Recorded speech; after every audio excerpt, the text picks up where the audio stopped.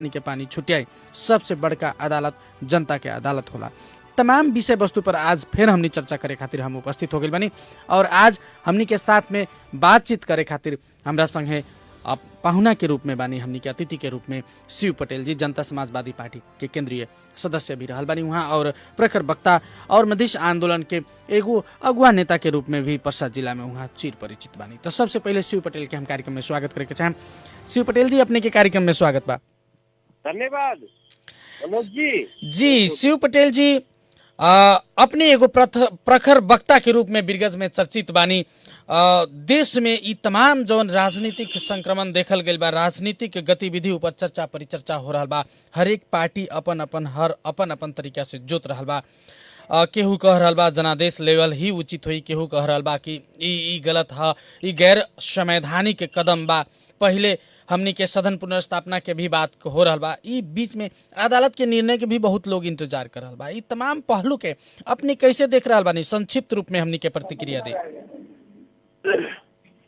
मनोज जी, स्पष्ट बात का बा कि इससे पहले जब निर्वाचन संपन्न भइल तो नेपाली जनता के यहाँ के राजनीतिक दल और सरकार ये कह के निर्वाचन करैले रहे कि इस चुनाव 5 साल खतरा होता जी जी, और 5 साल के भीतर में यहाँ के सांसद के डिजल्व कल गई कि एगो सिंपल आदमी भी कहे कि गलत काम बा। एक खतरा ज्यादा बहस के आवश्यकता नहीं है हमरा बुझाई में। काहे कि 5 साल खतरा भइल चुनाव अपने 3 साल में डिजल्व कर देनी, देश में कोनो ऐसा बड़का परिस्थिति ना बन गई रहे कि दूसर सरकार ना बने सकी या केहू अविश्वास के प्रस्ताव ले आई तो गवर्नमेंट निर्माण ना होके सकी, ऐसा स्थिति ना रहे। जी जी, और संविधान में भी वह व्यवस्था बा। लेकिन देश शिव जी, देश दू चिरा में सीधा हो गई बा एकदम। हर ओरी शक्ति उतने दिखाई दे रहा बा। हर पार्टी के कार्यक्रम, हर पार्टी के शक्ति प्रदर्शन में जनता के उल्लेखनीय सहभागिता हो रहा बा। तो एकरा के कैसे देख रहा बानी अपने? निश्चित रूप से का बा कि दू धार में अभी देश में एगो राजनीतिक अगाड़ी बढ़ रहा बा। एक तरफ जे डिजल्व कैलक उ कहता कि ना चुनाव होके के चाहिए, हम संवैधानिक तरीका से ही कैले बानी। हमनी के पार्टी कह रहा बा कि ना, ये असंवैधानिक कदम बा, एकरा के सच्चावे के पड़ी। और दूसर तरफ के लोग भीतरे भीतरे कुछ लोग अपन सांगठनिक तैयारी में भी लागल बा और जो दिखाई देता। जी जी, और निश्चित रूप से अभी अदालत में पर मुद्दा भी विचाराधीन में बा। हम भी लोकतंत्रवादी हैं, लोकतंत्र पर भरोसा करे वाला पार्टी या व्यक्ति है। हमनी के विश्वास बा कि ये देश में न्याय मिली और अदालत के भी मुद्दा के इंतजार भी लोग कर रहा बा कि उ बिहान अदालत का डिसीजन करता है पर चुनाव में जाए के कि ना जाए के का हुई और वो डिसीजन के मानते हुए आगाड़ी बढ़ल जाए।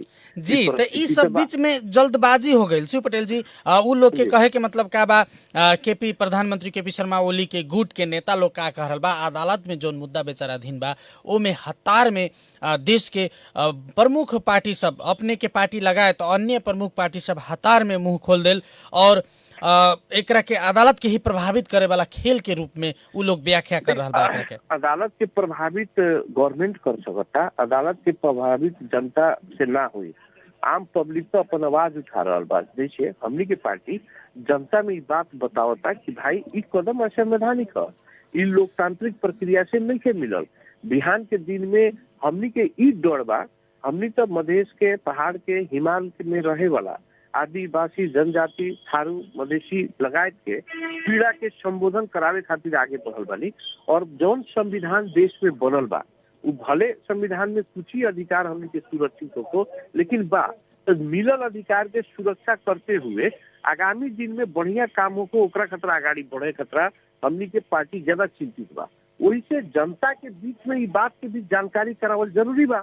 जौना हिसाब से अभी जन प्रदर्शन वगैरह हो रहा बा, पार्टी के नेता लोग व्यापक रूप में अपन बात के बता रहा बा, तो एकरा के प्रेशर के रूप में ना लेवे के पड़ल। ये कोनो अदालत के विरुद्ध हमनी के कोनो जाके जन प्रदर्शन तो नहीं कैले जी। लेकिन अपने के पार्टी के वरिष्ठ नेता लोग, अपने के पार्टी के वरिष्ठ नेता लोग भाषण में हमनी सुननी, उ लोग कह रहा बानी कि जनता के अदालत सबसे बड़का अदालत बा। तो जनता के अदालत तो सबसे बड़का, बिहान निर्वाचन हुई तो के वोट दी, अदालत थोड़े दी, जनते नहीं दी। तो जनता के अदालत तो लोकतंत्र में सबसे बड़का अदालत है। जी यह बात के हम बहस करे के चाहतनी शिव जी। बिहान अदालत यदि निर्णय कर देता कि चुनाव में जाए के पड़ी तो अपने की पार्टी चुनाव में जाए कि ना जाए? अदालत के निर्णय हमनी के पार्टी स्वीकार करी। जी पार्टी चुनाव से डरा के भागे वाला घबराए वाला ना पार्टी हमारे चुनाव से डराए के भागे की स्थिति नहीं है। हमनी जब लोकतंत्र पर भरोसा करे वाला पार्टी बानी तो लोकतंत्र के मूल मर्मे चुनाव है।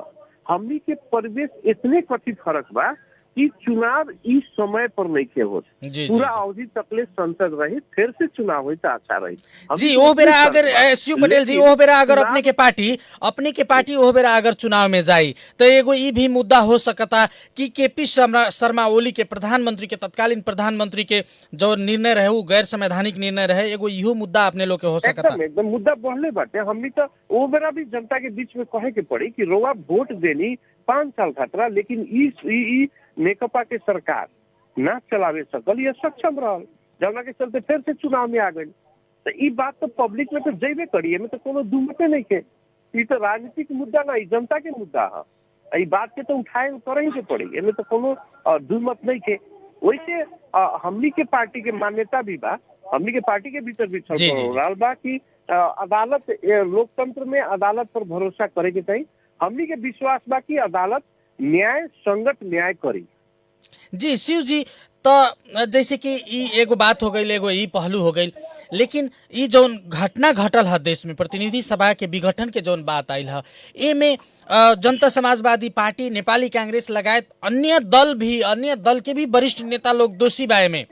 प्रधानमंत्री के अपने लोग समझावे ना सकनी, 5 वर्ष गवर्नमेंट चलावे के खातिर वातावरण निर्माण होके ना सकल, पार्टी भीतर भी उनका विपक्ष प्रतिपक्ष के भूमिका फीलिंग भइल प्रधानमंत्री के। तो ई कहीं ना कहीं देशी विदेशी शक्ति लोग जौन शक्ति केंद्र लोग चाहेला कि नेपाल में 5 वर्ष सरकार ना टिको, उ लोग प्रूव कर देल कि नेपाल के नेता लोग में अब दम नहीं है। का बाटे कि देखी ई सरकार पूर्ण बहुमत के सरकार ना, 2/3 के लगभग के हाराहारी के सरकार एमे विपक्षी दल के गिरावे के कोई भूमिका ना रहे। ई तो अपन भीतर के लड़ाई के चलते ई लोग गिरैले बा। ई लोग तो भाग बंडा के बंटवारा ना मिला के चलते ई सरकार के ई अवस्था आइल बाटे। एमे तो हमनी के पार्टी सहयोग ना, हमनी के पार्टी तो सहयोग कैले बा। जी शिव जी, हमर कहे के संकेत वहां बाकी घर में आगी लगावे वाला, भैयारी में फूट लगावे वाला, भैयारी के चढ़ा के फोड़े वाला लोग के बा।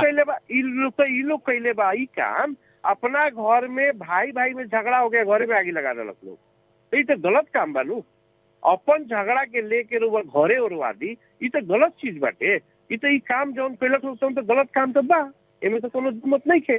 हमनी तो वही बात कर रहल बानी कि भाई अपने लोग अपन झगड़ा में देश के काहे फंसावता नहीं। बिहान के दिन में चुनाव होता तो कितना पैसा के लगानी बाटे, देखी ना। उ पैसा से देश के विकास हो सकत रहे, देश के और काम में आगाड़ी बढ़ सकत रहे। उ तो अनावश्यक खर्च है नु। तो उ चीज तो ये लोग भाई के झगड़ा में, पार्टी के भीतर के नेता के झगड़ा में देश के ले जाके अंधकार में डल ले बा। तो पार्टी के नेकपा के गैर जिम्मेवारी नेतृत्व के कारण ही अवस्था बा। खुद प्रधानमंत्री भी बोल रहा बा रोज कि हमारे पार्टी के लोग हमरा के सहयोग ना कैलक। तो उनकर सहयोग ना करे के दायित्व चाहे जिम्मेवारी तो उनका पार्टी के नेता के बाटे नु। अब कैसे होई शिव जी, देश के राजनीतिक अवस्था भी एकदम संक्रमण स्थिति में बा, देश के अर्थतंत्र भी उहे अवस्था में बा। काल मिनिस्ट्री ऑफ फाइनेंस के जौन रिपोर्ट आयल बा, अर्थ मंत्रालय के, हरेक नेपाली के भाग में 46,354 रुपया के ऋण में बानी हमनी हरेक नेपाली। तो एकरा के कैसे अब पार लगावल जाई? देखी का बा की स्पष्ट रूप में एगो चीज हो गई बा। देखी ये देश के शासन सत्ता जे भी मदे नेकपा के साथी लोग से चलावे के मौका मिलल, अभी फेलियर अवस्था में दिखाई दिलक। इससे पहले भी नेपाली कांग्रेस के बहुमत के सरकार रहे, उहो लोग एक बेर मध्यावधि चुनाव करैलक, उहो लोग अगर फेलियर स्थिति में आये। अब तो का बा की यहाँ के अब शासन सत्ता हमरा लागता कि जनता समाजवादी के पार्टी के हाथ में यदि जनता दी तो उहे सबल रूप में आगाड़ी बढ़ा सकता। ओकर डिजाइनिंग भी हो रहा बा और जनता के विश्वास भी बढ़ रहा बा। लेकिन शिव जी, अपने के पार्टी तो क्षेत्रीय पार्टी बैगो, कैसे सरकार के बागडोर देश के केंद्र? कैसे आज के दिन में 76 जिला में हमनी के पार्टी के संगठन निर्माण हो चुकल बा। जी जी। पहले के जनता समाजवादी पार्टी अभी जो बनल बा, रोज देखतानी कि 2-3 गो पार्टी विलय हो रहा बा। जैसे मधेश में काम करे वाला 6 गो पार्टी मिल के राष्ट्रीय जनता पार्टी बनल, संघीय समाजवादी फोरम संघीय समाजवादी पार्टी के मिला के बनल, पहाड़ के आदिवासी जनजाति के कई गो पार्टी मिल के बनल, नेकपा कह के पार्टी आयल, काले के दिन में नेपाल लोकतांत्रिक पार्टी के प्रवेश भइल बा। तो अब जसपा पार्टी क्षेत्र में सीमित नहीं थे, पूरा देश भर में एक संगठन बा। पोखरा में उतना बड़का विशाल जुलूस निकलल, ढाका में निकलल, अपने के गोरखा में निकलल।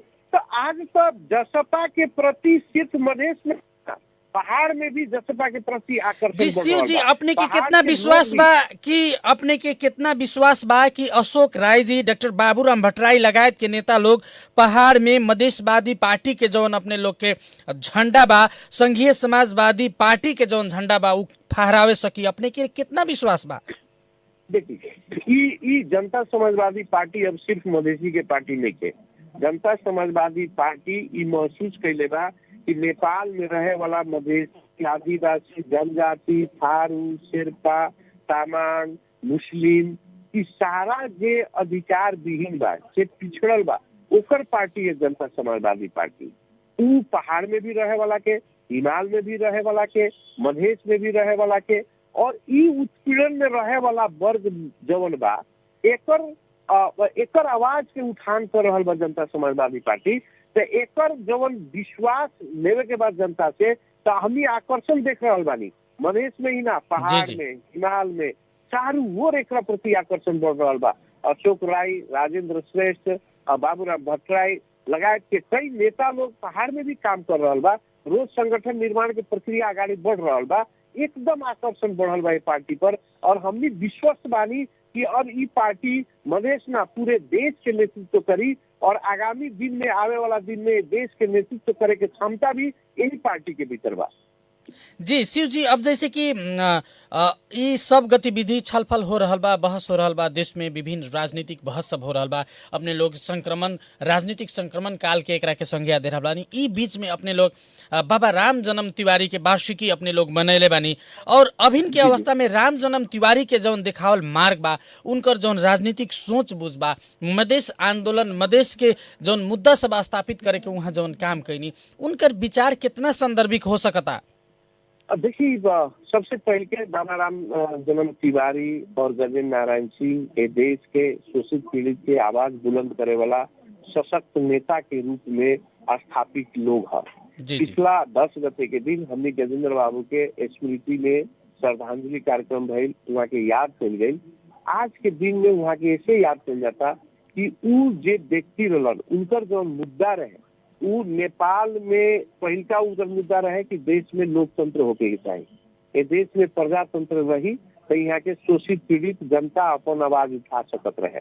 46 साल के आंदोलन से पहले तक वो लोग यहाँ के प्रजातांत्रिक आंदोलन में पूर्ण रूप से भूमिका खेलक। ओकरा बाद जब ये देश में प्रजातंत्र के पुनर्स्थापन भइल, ओकरा बाद उ लोग ई बात की आवाज उठा देलक कि मधेश में रहे वाला मधेसी, पहाड़ में रहे वाला आदिवासी जनजाति के राजनीति के मूल धार में लियावे के तरफ, और उ मुद्दा के उठान करे वाला, मधेश के पहचान के आगाड़ी बढ़ावे वाला व्यक्तित्व के रूप में आगाड़ी बढ़ल नेता गजेंद्र नारायण सिंह के हमने के याद करल स्वाभाविक रूप में इस सबके कर्तव्य बनता।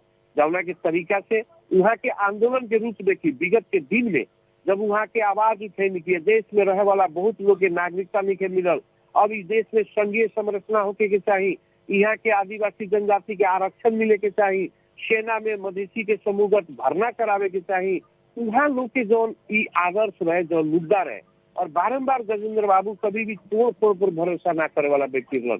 उनकर कोनो भी आंदोलन रहे, नेता के क्षति होने गरी के आंदोलन उन लोग कैले रहे, उन लोग कार्यकर्ता के क्षति होने गरी आंदोलन ना कैले रहे।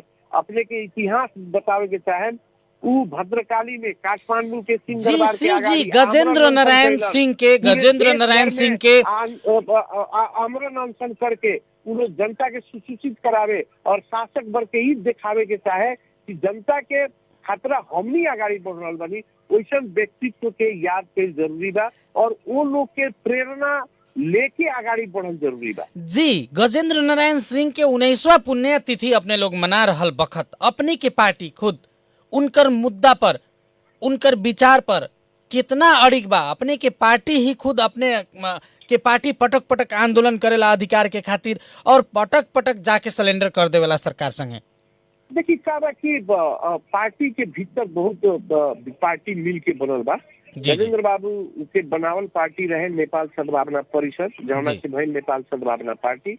उ नेपाल सद्भावना पार्टी होते होते धीरे धीरे राजपा बनल, कई पार्टी से सहकार्य गई। समय अनुसार मुद्दा एक बा तो मुद्दा एक खतरा अन्य पार्टी से भी सहकार्य करके लोग आगे बढ़ल। और आज भी हमनी के पार्टी के भीतर अभी तो पार्टी निर्माण के क्रम में बा। अभी जस्टे ई दोनों पार्टी मिलके जसपा बनल बा, केंद्र में समायोजन हो रहा बा, जिला के समायोजन बाकी बा। हमनी वो भीतर भी आवाज उठा रहा बानी कि गजेंद्र बाबू के जो सपना रहे ओकरा के साकार करे खातिर अब पार्टी के खरो उतरे के पड़ल। अब कोनो भी हिसाब से हमनी मुद्दा के पंछावे वाला काम ना करे के भाई, विगत में कोनो गलती भइल तो ओकरा के सुधार के आगामी दिन में आगे बढ़े के पड़ल। एकरा खतरा हमनी पार्टी पंक्ति के भीतर भी छलफल आगाड़ी बढ़ा रहल बानी और ए पर बहस शुरू बाटे। तत्कालीन समय में शिव पटेल जी अपने तो गजेंद्र नारायण सिंह के विचार से प्रभावित व्यक्ति भी बानी, उनकर पार्टी में भी अपने काम कैले बानी, सद्भावना नेपाल सद्भावना पार्टी में भी अपने रह के काम कैले बानी। तत्कालीन समय में गजेंद्र नारायण सिंह के ओ बेरा तत्कालीन समय में लोग भारतीय एजेंट या दक्षिणपंथी के एगो फोड़ करे वाला, यहाँ नेपाल में विध्वंस मचावे वाला नेता लोग के भी मधेश के और पहाड़ के जो ममता प्रेम बा ओकरा के फोड़े वाला नेता के रूप में भी व्याख्या सब कैल गेल रहे। तो अभिन के नेपाली कांग्रेस नेकपा के जौन राजनीतिक अपने देख रहा बानी, नेपाल के समग्र राजनीतिक देख रहा बानी, उनकर विचार कितना कारगर हो सकता नेता लोग खातिर? एगो समय रहे, एगो कार्यकाल रहे कि जब मधेश के मुद्दा के केहू उठान करे, जब यहाँ के रहे वाला मधेशी के बारे में बात करे तो देश में सांप्रदायिक दंगा फैलावे वाला बहस कह के कुछ लोग आवाज उठावे, जौना के चलते पहले बदनाम मने लोग करे। आज भी मधेश के लोग बात ज्यादा करें तो लोग कही कि ये लोग दक्षिणपंथी से चलता, भारत के इशारा में चलता। ये आरोप को बहस के विषय ना हो। पुष्टि कहाँ भइल चीज देखी ना। हमनी के गजेंद्र बाबू जब मधेशी के बात उठाओ तो लोग का सांप्रदायिक बात है। हमनी जब ओकरा संविधान के बात करत रहनी, संविधान संशोधन के बात करत रहनी, तो इहे नेकपा के नेता लोग माधव कुमार नेपाल लगायत के लोग कहे कि ई सब संविधान, नेपाल के संविधान के तो रो अक्षर परिवर्तन करे के स्थिति नहीं थे। वो बेरा 47 साल के संविधान देश के सबसे दुनिया के उत्कृष्ट संविधान बा कह के लोग कहे। लेकिन परिस्थिति का भई 10 बरस के बाद वो संविधान फेल हो गई, फिर से नया संविधान बनावे के वातावरण बन गई। तो वो जे गजेंद्र बाबू के भावना के विपरीत बात करत रहे, वो लोग स्वयं आके सुधरल, वो लोग रियलाइज कैलक कि ना इस देश के जो संविधान 47 साल के बाद वो अपूर्ण बा, उस संविधान से देश चले वाला नहीं थे। ओकरा के स्वीकार करके नु 63 के आंदोलन में लोग सहभागी भइल। तो अब उस चीज के तो राज्य सत्ता भी स्वीकार कैलक और मधेश के लोग के जो मुद्दा अभी संबोधन भइल बा कुछ ही हद में। आज देखी जागीर में देखी या नौकरी में देखी जो आरक्षण की व्यवस्था भइल बा, आज जो प्रांत के कल्पना आई बा, हमनी के भोग रहल बानी, माने उपभोग कर रहल बानी, इस सारा चीज के उ लोग कल्पनाकार रहे। वो लोग के ही कल्पना से ही आगे बढ़ल मुद्दा, तो उनकर मुद्दा तो पूर्ण रूप से साबित हो चुकल बा। आज के दिन में सफल राजनीतिक कर्मी कहें या सफल एगो सोच से के आगे बढ़ावे वाला, तो उहे व्यक्ति सफल बढ़ाने देश में गजेंद्र नारायण सिंह। उनकर जितना उठावल मुद्दा बा आज देश में स्थापित बा और वही मुद्दा के स्थापित करके वही के भोग करके उपभोग करके आज नेपाली जनता आगाड़ी बढ़ रहा बा। उ राष्ट्रीय व्यक्तित्व वैसा लोग देश के प्रति सोचत रहे, उ सिर्फ एगो समुदाय, एगो जात, एगो धर्म के लोग के पक्ष में सोचे वाला व्यक्ति लोग ना रहे। वैसा राष्ट्रीय नेता के आज भी ये देश में आवश्यकता बा और वैसा व्यक्तित्व अभी भी नेपाल में निर्माण नहीं के होके सकल। अपने गजेंद्र बाबू की बात करें, हम तो ये कहें कि उ 800 बीघा के जोतनिहार जिम्मेदार के लड़का होके मरया के काल में वहाँ के लगे 12 बीघा जमीन बाचे रहे। वैसा सिंपल लिविंग के नेता आज कहाँ नेपाल में बा। गजेंद्र बाबू फूस के घर में रहत रहलन, आज के नेता तो महल खोजता। उनकर से सीखे के जरूरी बा आज के दिन जी। तो ई अध्ययन केंद्र अपने लोग ई स्थापना कैले बानी, एमे राज्य के तरफ से भी सहयोग के जरूरी बा। आपने के कहे के मतलब ई सब बात सुनला के बाद में और उनकरा एगो राष्ट्रीय व्यक्तित्व के रूप में भी पहचान मिले के चाहिए, एकरा खातिर भी अपने के भी पार्टी के काम के जरूरी बा। जी शिव जी हमनी के संपर्क में बानी। जनता समाजवादी पार्टी के केंद्रीय सदस्य शिव पटेल जी हमनी के आज हमनी के रेडियो सानवी के ई बतकही में हमनी संगे जुड़ रहल बानी। शिव पटेल जी, हमारा आवाज अपने के पहुंच रहल बा? जी जी जी। आज अपने लोग गजेंद्र नारायण सिंह के पुण्य तिथि में उन गजेंद्र नारायण सिंह अध्ययन केंद्र जैसे अपने लोग स्थापना कर रहा बानी। गजेंद्र नारायण सिंह के एगो राष्ट्रीय रूप में उनकर विचार के पहचान दिलावे के खातिर उनकर राष्ट्रीय पहचान के रूप में राज्य के तरफ से भी वैसन व्यक्तित्व के संरक्षण, वैसन व्यक्तित्व के विचार के संरक्षण कईल जरूरी बा, कहे के खातिर भी अपने के पार्टी के काम कईल जरूरी बा। जी देखिए का बा कि इतिहास के मनन करे के चाहिए। जी जी जी। और जौन युग पुरुष देश खतरा, समाज खतरा, अपन जीवन भर काम कैले बा, ओकरा से कुछ सीख लेवे खतरा। जी जी। आवे वाला दिन में समाज में ओकर असर पड़े, उसे लोग कुछ सीखे, एकरा खतरा ऊपर चर्चा कर भी जरूरी होला। जौना के मनन करके गजेंद्र बाबू के नाम पर अभी गजेंद्र नारायण सिंह अध्ययन केंद्र अभी नेपाल में स्थापित भइल बा और एकर अभी नेपाल के 22 जिला में एगो कमिटी बना के एगो अध्ययन केंद्र खोले जा रहल बा आदमी, ताकि बिहान के दिन में यहाँ के समाज, यहाँ के युवा, यहाँ के महिला वहाँ के बारे में अध्ययन कर सके, वहाँ के का विचार रहे, उनका जीवन शैली का रहे, उ कौना ढंग से आगाड़ी बढ़ रहलन, आंदोलन के कौना रूप में आगाड़ी ले गए रहलन, यहाँ के जनता के भावना से उनकर भावना कैसे मेल मिलत रहे, इस सब चीज के जानकारी करावे खातिर, पर छलफल करे खातिर ई केंद्र के स्थापना कइल गइल बा।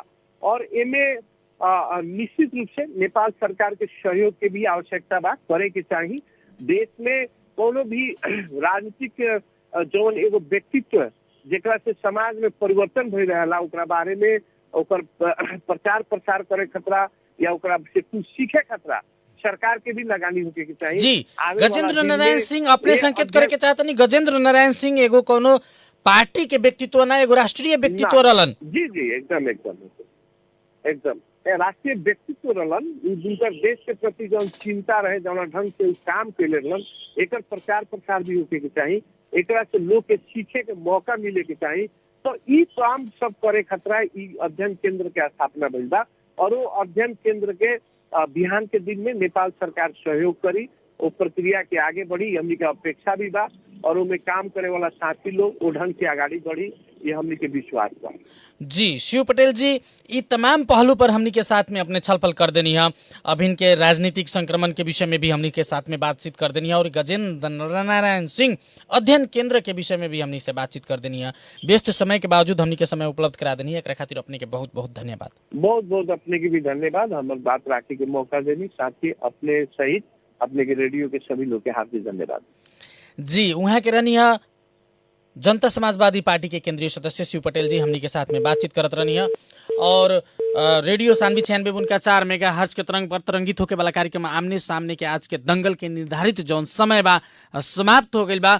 जनता जनार्दन होला और जनता के अदालत सबसे बड़का अदालत बा, दूध के दूध और पानी के पानी अपने जरूर छुटिया।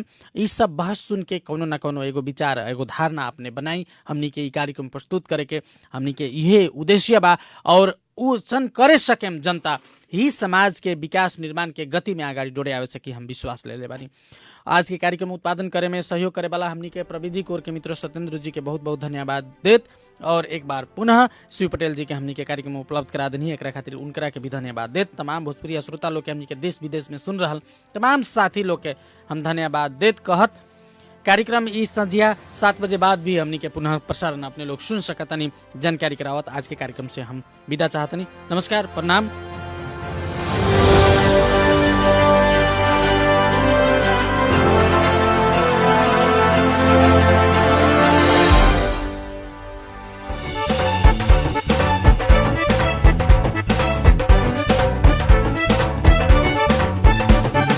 नेपाली मन को